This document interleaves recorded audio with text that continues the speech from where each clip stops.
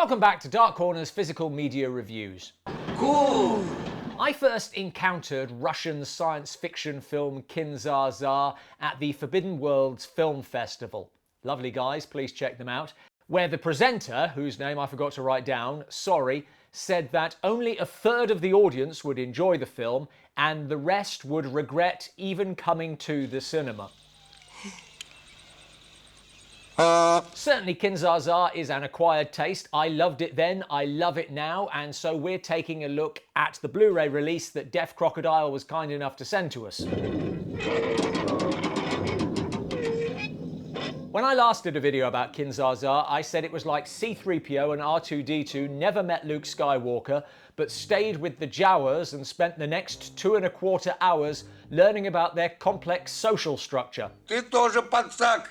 Ты подсак! Ты подсак! И он подсак! This time I thought it was more like The Wizard of Oz if Dorothy arrived in a post-apocalyptic reimagining of Soviet Russia. Там пятиделый! Привет!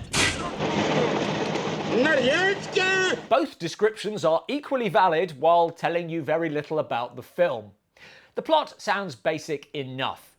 Vladimir and Gedevan are transported to the planet of Pluke in the galaxy of Kin-Dza-Dza.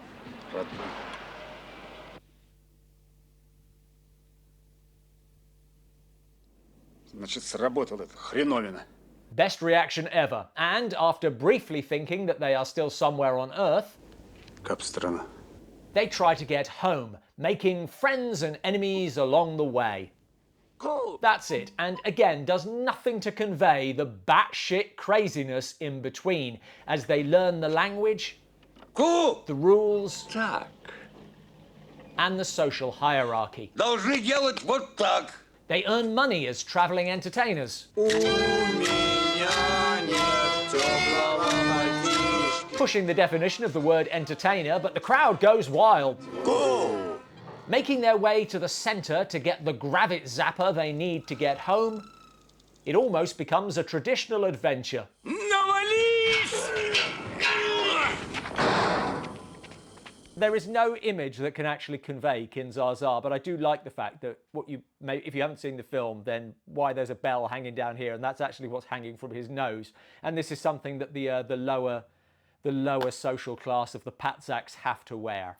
Amongst the extras, Walter Chaw's commentary track adds some much-needed context, although in some ways I quite like it out of context, just as a bizarre out-of-nowhere anomaly. There's an hour-long interview by Deaf Crocodile's Dennis Bartok with Gedevan actor Leo Gabriaj, excuse the pronunciation, alongside his father, Retso, who co-wrote the film. Another interview conducted by Bartok with film historian Stephen R. Bissett, talking about the history of Soviet sci-fi, something I'm very happy to learn more about because it's a subject that doesn't get talked about enough. And more, including the symbolic reason for the bottle of vinegar. I say no more. Fairly slim booklet, but interesting article by Justin Humphreys.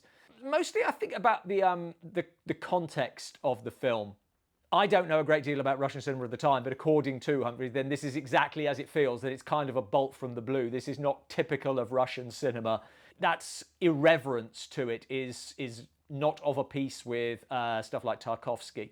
It's a unique image of the world, and it's reflective of stuff that's going on at the time that needed a satirical take on it and wasn't getting one. Science fiction is brilliant at commenting on our own world and can be a way of saying the unsayable. I know nothing about Russian history, but I have a feeling there is some astute social commentary going on here. I love that, but it's not why I love Kin-Dza-Dza. I love its junkyard aesthetic, and seriously, this has to be the only science fiction where they have to get out of the ship and push it. But again, that's not why I love the film, nor is the stone-cold insanity of it. Although it is worth noting, madness is easy to do. Madness that creates a consistent and believable world is vanishingly rare. But it's not that either. All of those things contribute, but would just be irritating and, over a relatively long film, tedious if the film didn't have heart. If you didn't care about the fates of the characters, none of it would matter. Yes, Kin-Dza-Dza is bizarre, but at its heart, it's just about these two men trying to get home. Thanks for watching. Have you seen Kin-Dza-Dza? And if so, did you love it or loathe it? Let us know in the comments below.